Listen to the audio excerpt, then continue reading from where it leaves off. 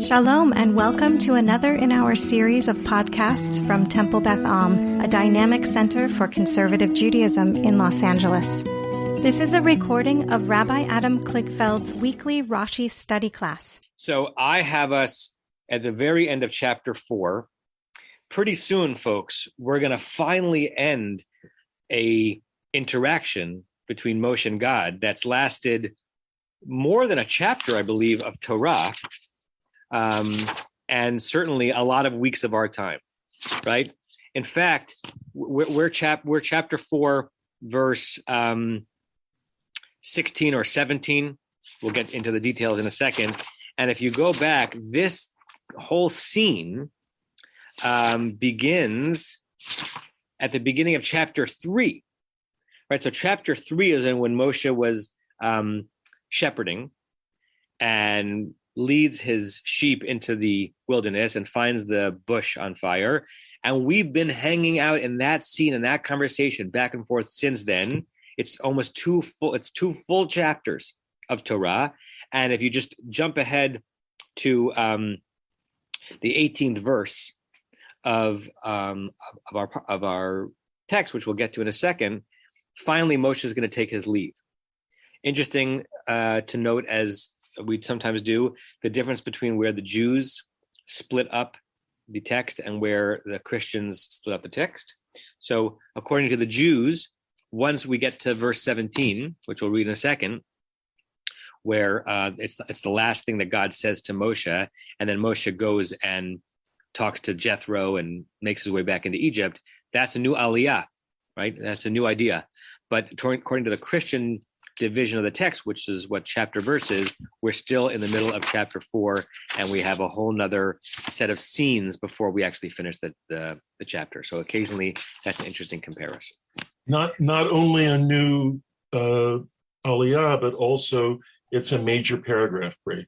Right. Thank you, Norm. It would be visible in the text of the Torah as if like the typewriter pressed enter and you're on the next paragraph. Correct. It's a not only it's a petucha, right? It's not a stuma. Is that correct? It's an open paragraph. Right. Yes. Okay. Wonderful. So let's jump into it. I know we did verse 16 last week. I feel like we did not do all of the Rashis on 16. I read the first part of the Rashi and not the second part of the Rashi. Okay, so let me read the verse again to get us going. V'diberhu lacha el ha'am. This is God speaking to Moshe regarding Aaron. He will speak not to you, obviously, according to Rashi, but on your behalf. El ha'am, to the nation. The first la is not a to. The first la is a on behalf of. V'hayahu yelacha lefeh, actually. And behold, he will be for you as a mouth. And we talked about that in the Pshat, but not in the Rashi yet. And you will be to him as an Elohim. And that's an interesting word, to say the very least, right? So without going back into all the possibilities that we shared, let's maybe jump right into the Rashi to see how he deals with this, with the second half of the verse. We already read the Rashi on the lecha, meaning bishvilcha. Okay. Renee, do you want to finish it off since you were reading? Yeah, lecha lefeh lemalitz lefi sheta kvar kaved b'peh kvad peh. Okay, so Rashi notes the same thing we know, which is that it's weird to say that someone's going to be a mouth. We might say in English someone's going to be a mouthpiece, but you've never heard in colloquial English you're going to be that guy's mouth. Now, we know what it means, but Rashi needs to get us there, right? We know that God was not saying to Moshe that Aaron is going to actually become your mouth. It's some figure of speech. And Rashi says, don't just read it as peh, read it as melitz. Who knows what melitz means? Or where have we seen the word melitz? Spokesperson. What's that? A spokesperson. Yeah, a spokesperson, an interpreter, a translator. Anyone remember?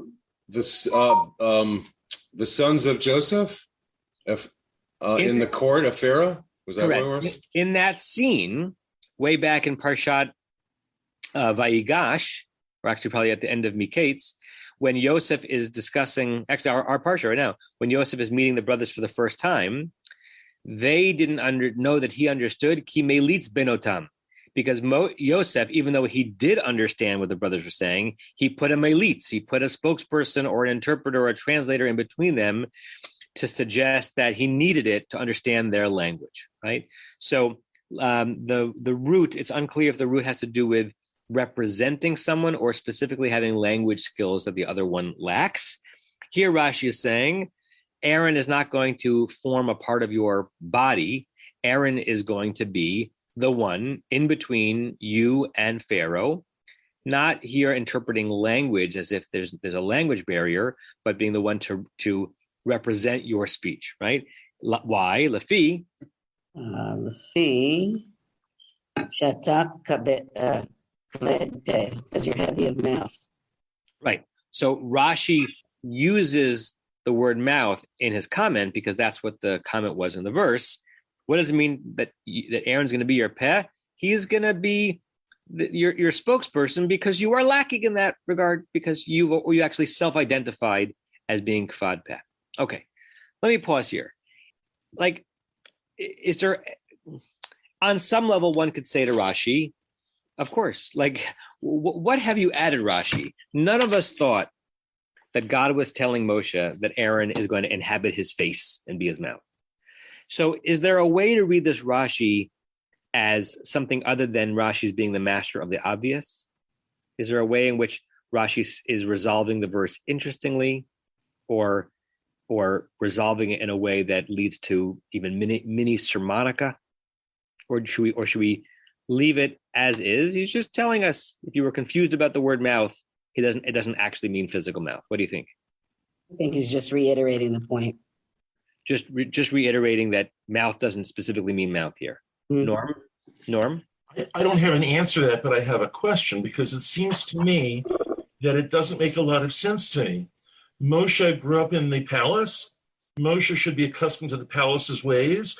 Moshe should be completely capable of being in a room in the palace and speaking with Pharaoh or any of the other people there.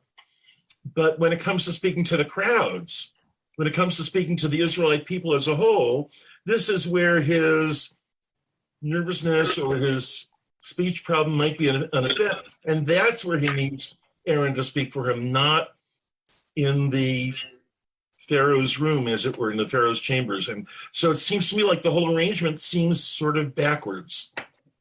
Well, a question on your question, Norm, is, are we sure, and I'm asking myself and all of us, are we sure that the referent here to where the speaking is happening is just Pharaoh or just the people or both? Go back to the last time that's discussed directly. Yeah, it's interesting. I stand somewhat corrected. If you go back to verse 9, which is the last place where we reference what Moshe is being sent into Egypt to do, we're talking about his confronting the Israelites and convincing them to follow him out. Verse 9, if they don't believe gam l'shnei ha'otot, to either of those miraculous things, and they refuse to listen to your voice, or you take some water from the Nile, which is like a premonition for what's going to happen with Pharaoh, but it's a different scene. You throw it on the ground, or you take the water that you took from the Or to the Nile, becomes blood on the ground. So all of this right now seems to be God trying to convince Moshe to have confidence for reaching out to the Israelites and speaking to them. And then in verse 12, God says, I will be with your mouth. And maybe mouth in the current verse is referring back to that mouth. Yeah, good. So if we read that back into melitz almost certainly then does not mean translator, but representing you in speech because you are lacking in that poise and confidence, not because there is a language barrier. You're actually in this scene, you Moshe are going to be speaking to the people that you are connected to. Rick, your hand's up. Yeah, hi. Rashi knew Onkelos, right? Knew Yes. of him. Yes. So And maybe sometimes. maybe the Lemelitz is there because Onkelos, you told us, has Lim Turgaman there. Yeah, I think I was unconsciously impacted when we discussed this last week by Onkelos' use of Maturgamon to trick myself into thinking that this scene that's being anticipated is Moshe and Pharaoh. Because the choice of turning into a Maturgamon from Peh has to do with language and language comprehension. That's the only way. Melitz can be understood more than one way. Maturgamon means to translate from one language to the next. So it actually makes me question Onkelos. Why does Onkelos use a Maturgamon unless he somehow thinks that because Moshe grew up in the palace and not amongst people, that he actually might have a language barrier not with the Hebrews, but with the Egyptians. Sorry, not with Egyptians, but with the Hebrews. Interesting. Joel? All right, sorry, go ahead. Rick, you're done? No, I'm done. Joel? Yeah, just going on what Norm said. I'm wondering whether Ish Kaved Peh can mean not that he's heavy of mouth, but that he speaks a more elevated language, and that he doesn't speak the language of the people. Now, I don't know how you would translate Lo Ish Devarim. I mean, that could be he doesn't speak well, or he doesn't really understand the goings on of the normal person. Yeah, this is a bigger puzzle than I originally was giving credit for. And if you look at if you're in our book in the Torah Chaim, Onkelos is not the only one who reads this as a translator. Look at Rabbi Saadia Gaon, top right on that page. Very early commentator from Egypt. He does not appear on every page. We have small bursts of his commentary, but we don't have a comprehensive commentary. And on the words lefeh, he writes leturgaman as a translator. And again, and that root letargem really can only mean a converter from one language to the next, which maybe makes Rashi's comment then less obvious, because Rashi's aware of a tradition that understands that the reference to Peh here is not just a more fluid presenter of speech, but actually translating between two languages. And Rashi is coming down. He's being machri, is saying, no, essentially, Onkelos is wrong, Saadia is wrong. This is a melitz, not a maturgaman. So my original question was, in what way can we think of this Rashi as not being the master of the obvious? And maybe it's not obvious at all. Okay, let's go back to Renee and read the next short Rashi on Le'Elohim. Le'Elohim, L'Rav, L'Sha'ar. L'Sar. Sorry. Right. Okay. Now we looked at Onkelos last time, and Onkelos translates Elohim here not as God but as Rav, and we discussed that even in Aramaic and Hebrew, Rav can mean many things. It can mean many, It can mean rabbi, and it can mean master. It can be the one who's in charge, right? Moriva Rabbi, right? When you're my teacher and my master is what that phrase can sometimes mean. So Rashi, as if you're in our book, you have the footnote 19 that tells you directly Ketargem Onkelos. Rashi goes with Onkelos on this one. This is actually a very interesting thickening of the pot. If our comments on the last phrase are correct, Rashi is splitting from Onkelos on the rendering of Peh and aligning with Onkelos on the rendering of Elohim, lest you think that, Moshe, you are entering the realm of the divine. No, you're just going to be the one in charge. U lesar. What does a sar mean? A general, usually. General, a minister, right? Basically the one in control. Don't read Elohim here as related to divinity, but related to power and control. That's not the only way it's written. Look at Sforno, if you're in our book, bottom right. I really should be bringing this up on Safari, because I know not everyone has our book, but for these short ones, I'll just read it out loud. Sforno says, what does Le'Elohim mean? Sheya'aseh niflaot b'mitzvotecha. That he, Aaron, will do wonders b'mitzvotecha, on your command. Sforno is kind of saying this is godlike. It's not just that you're in charge. You're going to offer, give mitzvot like God does, and Aaron's going to perform the miracles on your behalf, which is similar, Moshe, to what you're going to do with me, right? So there's the I'm God, you're Moshe, I command you, you do miracles relationship. And there's the, according to Sforno, Moshe, you're godlike, you're going to give commands to Aaron, and he's going to do miracles. So Sforno is retaining some of the Elohut of the Elohim here. Saperstein has a footnote that says that the usual meaning of the word would be, quote unquote, for a god, or quote unquote, for a judge. Elohim lo tekalel in Parshat Kedoshim. It does not mean you shall not curse a god. It means you shall not curse a judge, meaning you should accept the judgment of a judge. So the word Elohim can appear in the Torah having nothing to do with divinity, except that, of course, it does on some level, right? That it's not an entirely different word. It's that as the language progressed and evolved, that word, which is rooted in divinity, ended up getting applied also to positions of authority amongst humans that have a certain divine veneer to them. Good. Any other questions or comments on verse 16? Rebecca? I don't know if you spoke about this last week, but I had a question about the sort of the grammar or the words used here, because he says v'diber hu l'chai la'am v'yahu yiyeh l'cha lepeh, and it seems like there's one too many words there, either v'hu yiyeh l'cha lepeh or v'hayahu l'cha lepeh, but there's something sort of grammatically strange about that part, and I don't know if that came up or if there's anyone that discussed that. Great, Rebecca. We actually jumped right over that last week, and that's a very good pickup. Everyone see what she's picking up on, that there is an extraneous form of the verb to be in this verse.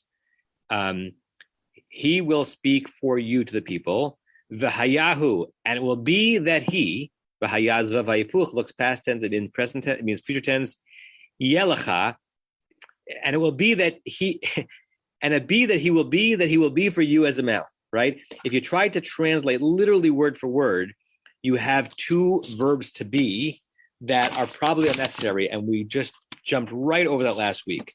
So it would be interesting to see how our multiple translations render this. Anyone? Larry, do you want to read Aryeh Kaplan or anyone?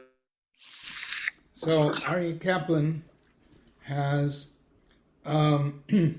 he will speak to the people for you, period. He will be your spokesman, and you will be his guide. So he just smooths it out. And he just takes one. Alter has, it's interesting, because Alter ties this pasuk to the previous one. Sometimes Alter doesn't put a period with his sof pasuk. So I'm just going to back up for a little bit. The previous pasuk, it says, and I myself will be with your mouth and with his mouth, and I will instruct you both what you shall do, comma, and he will speak for you to the people, and so he, comma, he will be a mouth for you, and you, comma, you will be for him like a god. So that's kind of interesting because he sets it off as a not parallel, but he will be this, you will be this. So juxtaposing the two against each other. Yeah, Everett Fox does something different. Sorry, something. Am I? Look at my phone. Okay, does something similar, and it goes against the Trupp. So I'll be interested to hear what Rick has to say about it. But the way Everett Fox resolves it in English kind of makes sense, and he does it with commas. He shall speak for you to the people, comma, he, comma, so that one word he in Hebrew is his rendering of Vahayahu. Vahayahu becomes he. So Everett Fox takes out the verb to be in that phrase, but he's suggesting that Vahayahu, or just maybe the Vahaya, is its own beginning of a clause. And he, that Aaron that we referred to, he shall be for you a mouth, comma, and you, comma, you shall be for him a God. It's as if he's reading it that the Hebrew is the hayahu. What's he going to be doing? Yelachalapeh. He will be for you as a mouth, and it's almost as if there could have been in the second half of the phrase the hayata. Right? If you read it the way Everett Fox does, there should be a second verb to be even in the second part of the clause. The trup brings it together in one musical phrase. V'hayahu yelecha lefeh. So the trup brings into one musical phrase both verbs to be. Everett Fox's would make more sense on a trup level if somehow the v'hayahu were set apart, which it's not. So actually, as it's trupped, it's doubling the verb to be in one phrase. We don't exactly know why. Rick? Hi. Yeah, I agree with what you just said. The haya and the hu go together. Two things. The English Silverman is what I have.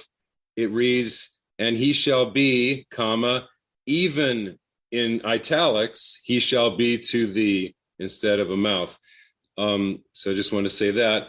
And then I was thinking, well, maybe the v'haya, the v'haya is like vayehi. It's a general, it will be, and they put a hey there, and it shouldn't have been there. But I don't know, vayehi? No, that's different. But anyway, it shall be just in the general scheme of things that he will be the mouthpiece for you. So maybe looking at it like that. But the Silverman had both he shall be's with an even in between them.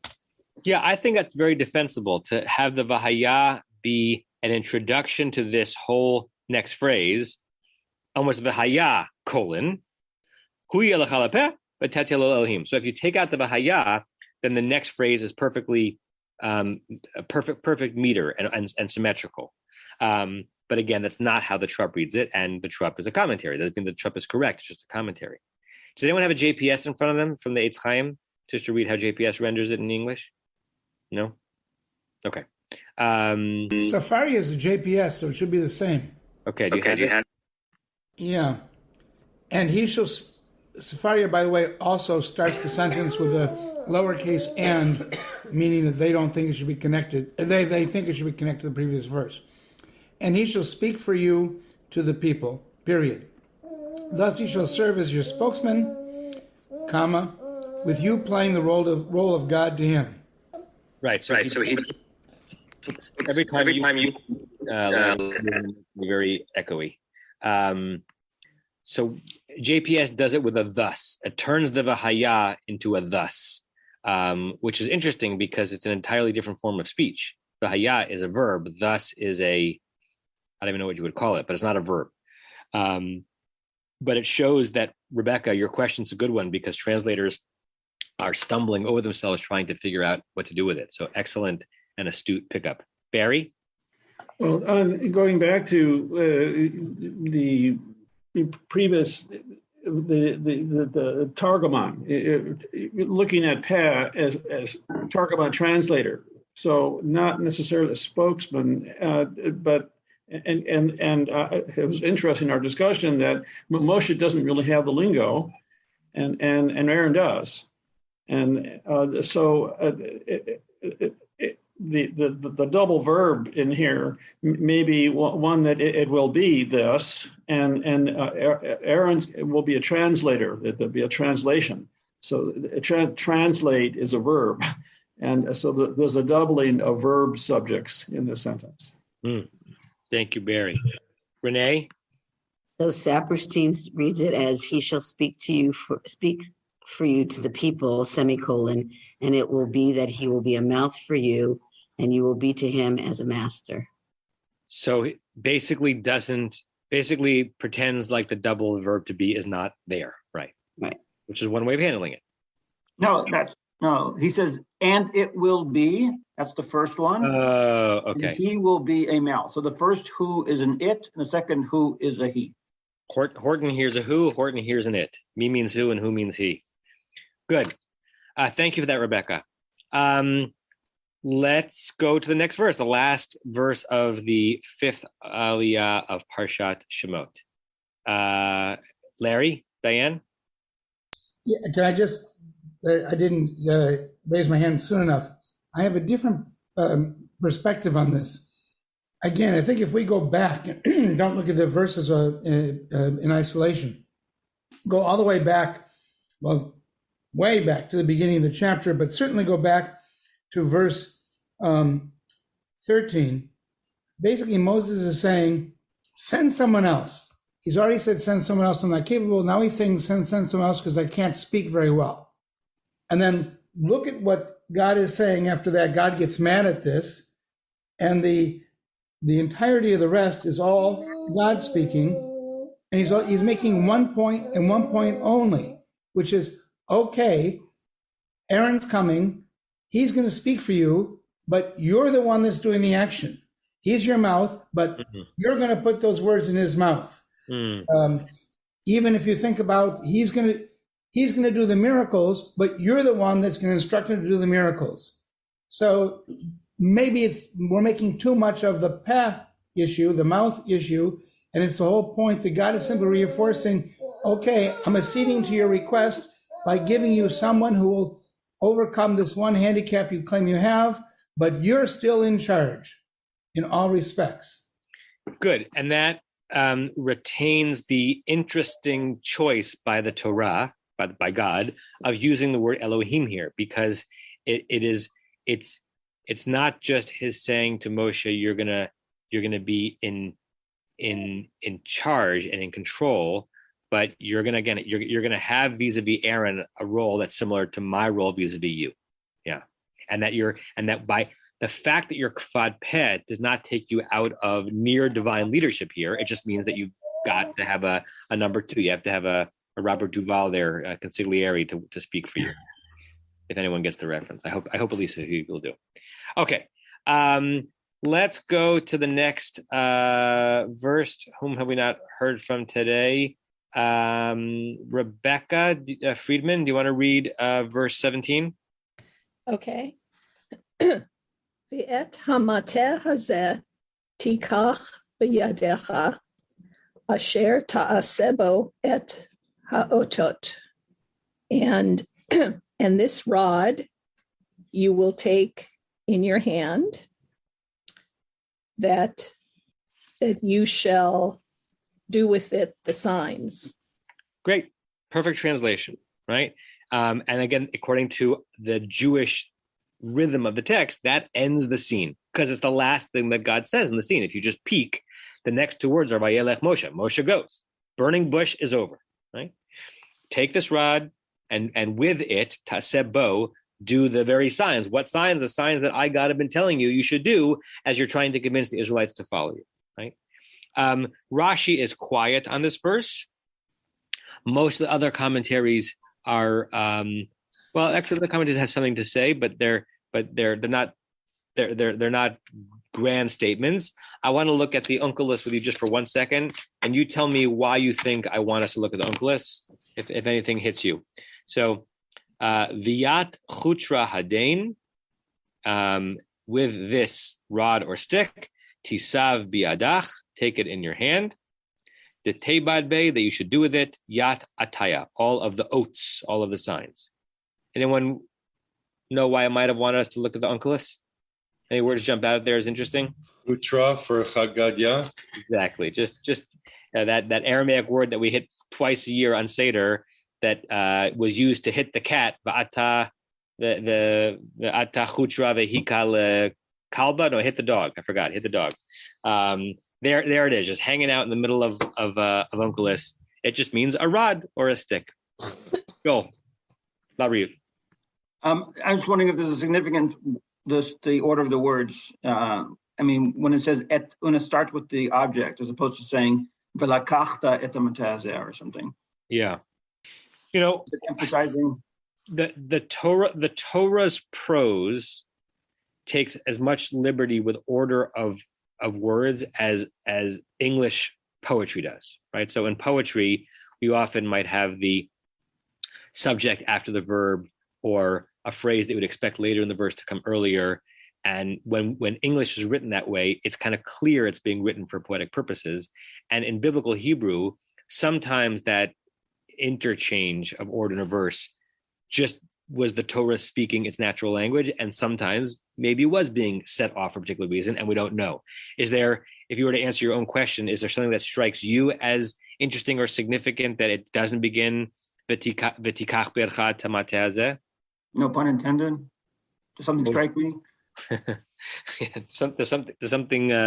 Something rod you? Yeah. I think when it starts with the object, it's the emphasis is on the object itself. It's saying, dafka this mateh. It's as if it's being shown to him. And Moshe, remember this? Remember this rod that you just did miracles with? Remember it? Take it with you. Yeah, a little bit of a highlight. Rebecca?